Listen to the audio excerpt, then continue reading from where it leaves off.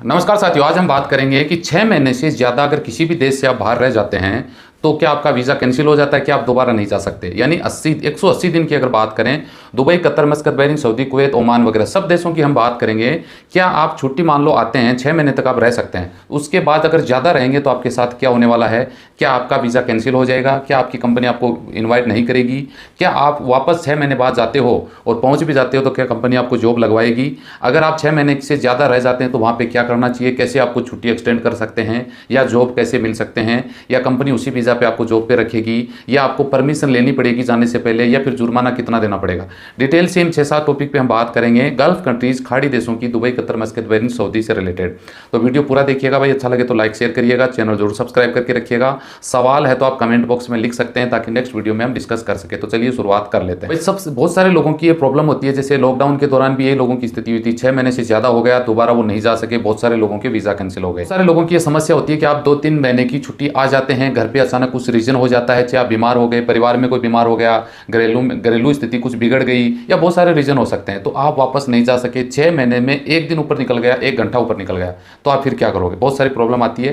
क्योंकि इसका ताज़ा उदाहरण मैं बता दूं कि कुवैत सरकार ने 5,000 से ज़्यादा वर्करों के वीज़ा कैंसिल कर दिए। ये सब लोग 6 महीने से अधिक कुवैत से बाहर रह चुके थे। हालांकि इन्होंने कोशिश भी की, अपना रीज़न भी बताया कि हम बीमार हो गए, परिवार में बीमार हो गया, फैमिली में कोई क्रिटिकल केस हो गया, या फिर हमारे पास पैसे नहीं थे, टिकट के पैसे नहीं थे, जितने भी उन्होंने रीज़न देने थे दिए, लेकिन उनकी कोई सुनवाई नहीं हुई और 5,000 से ज़्यादा वीज़ा कुवैत सरकार ने रद्द कर दिए। क्योंकि 6 महीने के से ज़्यादा आप इंडिया में रह चुके थे, 6 महीने बाद आप दोबारा नहीं जा सकते, इसलिए उनके वीज़ा सबके कैंसिल हो गए, उनको कुवैत में पहुंचने की इजाज़त नहीं दी गई। इसके उलट अगर यही दुबई की बात करें तो भैया दुबई में भी यही रूल था, 180 दिन से बाहर रहना या 6 महीने से बाहर रहने के बाद आप नहीं जा सकते थे। लेकिन वही सरकार ने पिछले महीने में एक कानून बना दिया, अच्छा कानून बनाया कि आप 6 महीने के बाद भी यूएई में जा सकते हैं, दुबई जा सकते हैं। सिर्फ आपको एक वैलिड रीजन बताना पड़ेगा। यूएई की जो अथॉराइज आईसीए की वेबसाइट है वहां पर भी आप बता सकते हैं या कंपनी से परमिशन ले सकते हैं। कंपनी को मेल करके कंपनी आपको यस करती है कि ठीक आप आ जाओ, तो आप उसी वीज़ा में दुबई जा सकते हैं। दूसरा वीज़ा लेने की जरूरत नहीं पड़ेगी, उसको कैंसिल भी जरूरत नहीं पड़ेगी करवाने की। 6 महीने से 1 महीना एक्स्ट्रा यानी 7 महीने तक आप यूएई दुबई में उसी वीज़ा में जा सकते हैं। एक अच्छी बात है। सऊदी अरबिया की अगर बात करें तो आपको पता है भैया, सऊदी अरबिया तो वैसे भी हर चीज़ में स्टिकी होता है। हालांकि पिछली बार 2021 में एक रूल आया था, आपने सुना भी होगा कि अगर आप सऊदी अरबिया से किसी कंपनी से छुट्टी आ गए इंडिया और 3 महीने 4 महीने छुट्टी पूरी होने के बाद आप वापस नहीं गए तो आपके ऊपर 3 साल का बैन लग जाएगा। आपने सुना होगा, सबने पता होगा। उसके बाद में ये सुनने में आया कि वो बैन, वो जो नियम था उसको हटा दिया गया, ऐसा कोई रूल वापस कैंसिल कर दिया गया है। तो भाई सऊदी अरबिया तो कई बार वो नियम बना देता है, फिर उनके ऊपर दबाव होता है, पता नहीं क्यों होता है, वापस उसको कैंसिल कर देती है। और जहाँ तक मानता हूँ इसको कैंसिल करने का रीज़न ये था कि 2020 के बाद में जो लोग 2020 में, 21 में, 22 में कोरोना में वापस आ गए थे सब लोग अपने अपने देशों में, तो वापस जा नहीं पाए, तो सऊदी अरबिया में वर्करों की भारी कमी हो गई थी। हो सकता है उसको देखते हुए सरकार ने ये नियम वापस लिया है। अगर आपका जो अकामा है वो वैलिड है और उसको अगर देखते हुए आप दोबारा सऊदी जाते हैं तो उसकी कुछ 2 गुना आपका चार्जेस होता है। मेरे हिसाब से लगभग 200-400 रियाल लगता होगा, उसको देखकर आप जा सकते हैं। हालांकि इस पर कंफर्म मेरे पास न्यूज़ नहीं है।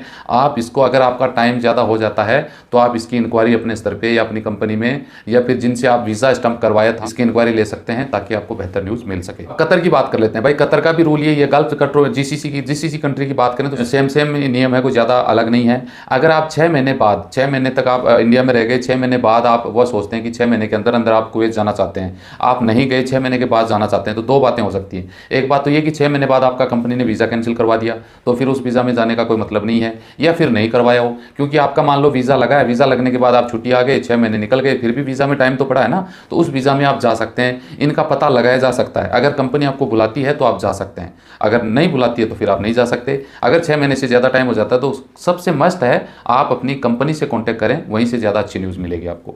बहरीन से रिलेटेड भी भैया सेम न्यूज़ है। बहरीन में भी आप 6 महीने होने के बाद में दोबारा नहीं जा सकते हैं, ऐसी मेरे पास जो इन्फॉर्मेशन है वो है, सेम यही है। ओमान की अगर बात करें तो 6 महीने के अंदर आपको ओमान में पहुंचना जरूरी होगा। अगर मान लीजिए बहुत सारे लोग ऐसे होते हैं जो वर्क फ्रॉम होम करते हैं, कोरोना काल में कुछ जैसे ऑफिशियल जॉब होते हैं ना, जो वहाँ कंपनी में बैठ के करने होते हैं, बहुत सारे लोग इंडिया से कर रहे थे, काम यहाँ कर रहे हैं, वर्क फ्रॉम होम कर रहे हैं, लेकिन फिर भी 6 महीने में एक बार उनको ओमान जाना ही जाना पड़ेगा। अगर वो नहीं जाते हैं तो उनका वीज़ा कैंसिल हो सकता है।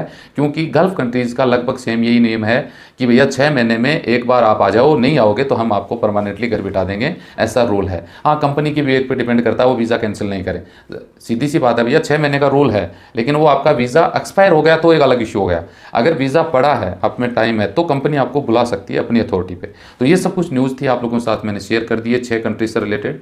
वीडियो अच्छा लगे तो लाइक शेयर करिएगा। मिलते हैं नेक्स्ट वीडियो में अच्छी जानकारी के साथ। जय हिंद।